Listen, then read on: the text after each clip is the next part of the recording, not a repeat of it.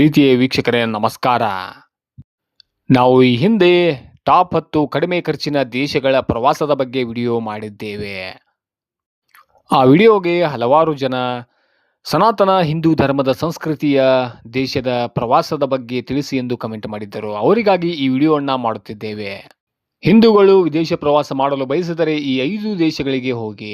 ಹಿಂದೂಗಳು ಅಂತಾರಾಷ್ಟ್ರೀಯ ಪ್ರವಾಸ ಮಾಡಲು ಯೋಚಿಸುತ್ತಿದ್ದರೆ ಈ 5 ದೇಶಗಳು ನಿಮಗೆ ಇಷ್ಟವಾಗುವುದರಲ್ಲಿ ಯಾವುದೇ ಸಂಶಯವೇ ಇಲ್ಲ.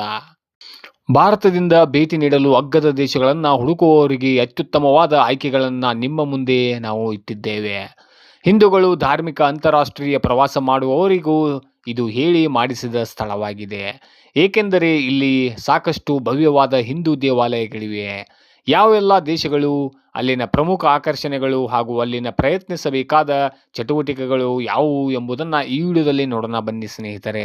ಅದಕ್ಕೂ ಮುಂಚೆ ನೀವೇನಾದರೂ ಇದೇ ಮೊದಲನೇ ಬಾರಿಗೆ ನಮ್ಮ ವಿಡಿಯೋನ ನೋಡುತ್ತಿದ್ದರೆ ದಯವಿಟ್ಟು ನಮ್ಮ ಚಾನಲ್ಗೆ ಸಬ್ಸ್ಕ್ರೈಬ್ ಮಾಡಿ ನಮಗೆ ಸಪೋರ್ಟ್ ಮಾಡಿ ಸ್ನೇಹಿತರೆ. ಮೊದಲನೆಯದಾಗಿ ನೇಪಾಳ ದೇಶವು ಹಿತಕರವಾದ ದೇವಾಲಯಗಳು, ಮಠಗಳು, ಗದ್ದಲದ ಮಾರುಕಟ್ಟೆಗಳು ಮತ್ತು ಅಲೌಕಿಕ ದೃಶ್ಯ ಸೌಂದರ್ಯದಿಂದ ತುಂಬಿದ ದೇಶವಾಗಿದೆ.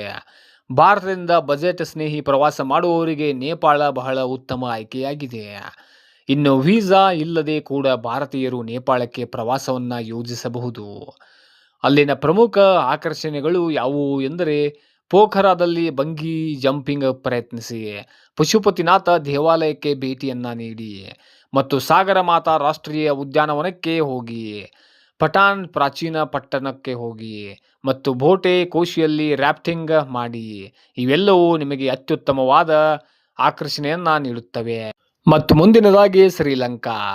ಭಾರತಕ್ಕೆ ಹತ್ತಿರದ ಹಾಗೂ ನೆರೆಹೊರೆಯ ದೇಶವಾದ ಶ್ರೀಲಂಕಾ ಶ್ರೀರಾಮನ ಭಕ್ತರಿಗೆ ಪೂಜನೀಯ ದೇಶವಾಗಿದೆ. ಏಕೆಂದರೆ ಇಲ್ಲಿ ಶ್ರೀರಾಮಾಯಣದ ಅನೇಕ ಸನ್ನಿವೇಶಗಳು ಇಲ್ಲಿ ನಡೆದಿವೆ. ಅದಕ್ಕೆ ಪುಷ್ಟಿ ನೀಡುವಂತೆ ಅನೇಕ ಅದ್ಭುತವಾದ ದೇವಾಲಯಗಳು ಕೂಡ ಇಲ್ಲಿವೆ. ಇದನ್ನು ಹೊರತುಪಡಿಸಿ ಶ್ರೀಲಂಕಾ ಅನೇಕ ಕಡಲ ತೀರಗಳನ್ನು ಕೂಡ ಹೊಂದಿದೆ. ಇಲ್ಲಿನ ಪ್ರಮುಖ ಆಕರ್ಷಣೆಗಳು ಯಾವುವು ಎಂದರೆ ಕೊಲಂಬೋ ಮತ್ತು ಕ್ಯಾಂಡಿ, ಸಿಗಿರಿಯಾ ಮತ್ತು ಗಾಲೆ. ಮತ್ತು ಮುಂದಿನದಾಗಿ ಬಾಲಿ, ಇಂಡೋನೇಷಿಯಾ ದೇಶವು ಅನೇಕ ಹಿಂದೂ ಆಲಯಗಳನ್ನು ಹೊಂದಿದೆ. ಬಾಲಿಯು ಶ್ರೀಮಂತ ಸಾಂಸ್ಕೃತಿಕ ಮತ್ತು ಆಧ್ಯಾತ್ಮಿಕ ಪರಂಪರೆಗೆ ಹೆಸರುವಾಸಿಯಾಗಿದೆ. ಬಾಲಿಯನ್ನು ಸಾಮಾನ್ಯವಾಗಿ ದೇವರ ದ್ವೀಪ ಎಂದು ಕರೆಯಲ್ಪಡುತ್ತೆ.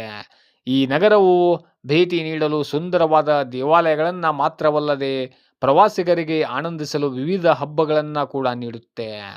ಇಲ್ಲಿನ ಪ್ರಮುಖ ಆಕರ್ಷಣೆಗಳು ಯಾವುವು ಎಂದರೆ ಪುರಾತನ ಲಾಟ್ ಮತ್ತು ಬತೂರ್ ಪರ್ವತ, ಉಲುವಾಟು ದೇವಸ್ಥಾನ, ತೇಗಲ್ಲಲಾಂಗ್ ಮತ್ತು ಜೆಟಿಲು ವಿಹರೈಸ್ ಟೆರೆಸ್ಗಳು, ಪುರ್ ಉಲುನ್ ದಾನು ಬ್ರತಾನ್ ಮತ್ತು ನೂಸಾ ದ್ವೀಪಗಳು ಆಗಿವೆ. ಮತ್ತು ಮುಂದಿನದಾಗಿ ಭೂತಾನ್. ಭಾರತದಿಂದ ಅಗ್ಗದ ತಾಣಗಳಲ್ಲಿ ಭೂತಾನ್ ಅದ್ಭುತವಾದ ಆಯ್ಕೆ ಎಂದೇ ಹೇಳಬಹುದು. ಅಸಾಧಾರಣ ನೈಸರ್ಗಿಕ ಭೂಪ್ರದೇಶವನ್ನು ಇಲ್ಲಿ ನೀವು ಆನಂದಿಸಬಹುದು ಸ್ನೇಹಿತರೆ. ಭೂತಾನ್ ನೆಮ್ಮದಿ ಬಯಸುವವರಿಗೆ ಸ್ವರ್ಗ ಎಂದೇ ಹೇಳಬಹುದು. ಇಲ್ಲಿಗೆ ಹೋಗಲು ಯಾವುದೇ ವೀಸಾ ಅಗತ್ಯವಿಲ್ಲ. ಇಲ್ಲಿನ ಪ್ರಮುಖ ಆಕರ್ಷಣೆಗಳು ಯಾವುವು ಎಂದರೆ ಡೋಚುಲಾ ಪಾಸ್ಗೆ ಹೋಗಿ ಮತ್ತು ಪುಯೆನ್ ಶೋಲಿಂಗ್ಗೆ ಹೋಗಿ, ಮೌಂಟ್ ಜೋಲರಿಯಲ್ಲಿ ಟ್ರೆಕ್ಕಿಂಗ್ ಅನ್ನ ಮಾಡಿ, ಬೂಮ್ಡೆಲಿಂಗ್ ವನ್ಯಜೀವಿ ಅಭಯಾರಣ್ಯಕ್ಕೆ ಭೇಟಿಯನ್ನು ನೀಡಿ. ಈ ಅಭಯಾರಣ್ಯವು ತುಂಬ ಆಕರ್ಷಕವಾಗಿದೆ. ಮತ್ತು ಮುಂದಿನದಾಗಿ ಮಲೇಷಿಯಾ. ಭಾರತದಿಂದ ಅಗ್ಗದ ಅಂತಾರಾಷ್ಟ್ರೀಯ ತಾಣಗಳಲ್ಲಿ ಒಂದಾದ ಮಲೇಷಿಯಾವು ಶ್ರೀಮಂತ ಸಾಂಸ್ಕೃತಿಕ ಮತ್ತು ಧಾರ್ಮಿಕ ಪರಂಪರೆಯನ್ನು ಹೊಂದಿದೆ. ಇದು ಅದರ ದೇವಾಲಯಗಳು ಮತ್ತು ವಾಸ್ತುಶಿಲ್ಪದಲ್ಲಿ ಪ್ರತಿಫಲಿಸುತ್ತದೆ. ಇಲ್ಲಿನ ಪ್ರಮುಖ ಆಕರ್ಷಣೆಗಳು ಯಾವುವು ಎಂದರೆ ಸಾರವಾಕ್ ಮತ್ತು ಪೆಟ್ರೋನಾಸ್ ಟವರ್ ಮತ್ತು ಮೆನರಾ ಕೆಎಲ್ ಟವರ್, ಜಲ್ಲನ್ ಹಲೋರ್ ಮತ್ತು ವಿಸ್ತಾನ ಬುಡಾಯ ಆಗಿದೆ. ಮತ್ತು ಮುಂದಿನದಾಗಿ ಥೈಲ್ಯಾಂಡ್. ಬೌದ್ಧ ದೇಶವಾದರೂ ಥೈಲ್ಯಾಂಡ್ ಹಿಂದೂ ಸಂಸ್ಕೃತಿ ಮತ್ತು ಪುರಾಣಗಳಿಂದ ಆಳವಾಗಿ ಪ್ರಭಾವಿತವಾಗಿದೆ. ಬ್ಯಾಂಕಾಕ್ನಲ್ಲಿ ಯರಾನ್ ದೇವಾಲಯ ಮತ್ತು ರಾಮ್ಕೀನ್ ಪ್ರಸಿದ್ಧವಾಗಿದೆ. ರಾಮ್ಕೀನ್ ಎಂದರೆ ಥಾಯ್ ರಾಮಾಯಣ, ಅದು ಇಲ್ಲಿ ತುಂಬ ಪ್ರಸಿದ್ಧವಾಗಿದೆ. ಮತ್ತು ಮುಂದಿನದಾಗಿ ಮಾರಿಷಿಯಸ್. ಆಫ್ರಿಕಾ ಖಂಡದಲ್ಲಿದ್ದರೂ ಇಲ್ಲಿನ ಜನಸಂಖ್ಯೆಯ ದೊಡ್ಡ ಭಾಗವು ಹಿಂದೂ ಧರ್ಮವನ್ನು ಆಚರಿಸುತ್ತದೆ. ಗ್ರಾವಿ ಗಂಗಾ ಮತ್ತು ಶಿವನ ಭವ್ಯವಾದ ಪ್ರತಿಮೆ ಇಲ್ಲಿನ ಪ್ರಮುಖ ಆಕರ್ಷಣೆಯಾಗಿದೆ. ಮತ್ತು ಮುಂದಿನದಾಗಿ ಯುನೈಟೆಡ್ ಅರಬ್ ಎಮಿರೇಟ್ಸ್, UAE. ದುಬೈನಲ್ಲಿರುವ ಭವ್ಯವಾದ ಹಿಂದೂ ದೇವಾಲಯ ಮತ್ತು ಅಬುಧಾಬಿಯಲ್ಲಿ ನಿರ್ಮಿಸಲಾದ ಬೃಹತ್ ಬಾಬ್ಸ್ ಸ್ವಾಮಿ ನಾರಾಯಣ ಮಂದಿರವು ಭಾರತೀಯ ಪ್ರವಾಸಿಗರನ್ನು ಆಕರ್ಷಿಸುತ್ತದೆ. ಮತ್ತು ಮುಂದಿನದಾಗಿ ಸಿಂಗಾಪುರ. ಸಿಂಗಾಪುರವು ಶ್ರೀ ಮರಿಯಮ್ಮನ್ ದೇವಸ್ಥಾನ ಮತ್ತು ಶ್ರೀ ಶ್ರೀನಿವಾಸ ಪೆರುಮಾಳ್ ದೇವಸ್ಥಾನದಂತಹ ಐತಿಹಾಸಿಕ ಹಿಂದೂ ದೇವಾಲಯಗಳನ್ನು ಹೊಂದಿದೆ. ಮತ್ತು ಮುಂದಿನದಾಗಿ ಟ್ರಿನಿಡಾಡ್ ಮತ್ತು ಟೊಬಾಗೊ. ಈ ಕೆರೆಬಿಯನ್ ದೇಶದಲ್ಲಿ ಸುಮಾರು 25% ಹಿಂದೂ ಜನಸಂಖ್ಯೆ ಇದ್ದಾರೆ. ಇಲ್ಲಿನ ಸಾಗರದ ಮೇಲಿನ ದೇವಾಲಯ ಮತ್ತು ದೀಪಾವಳಿ ಆಚರಣೆಗಳು ಪ್ರಸಿದ್ಧವಾಗಿದೆ.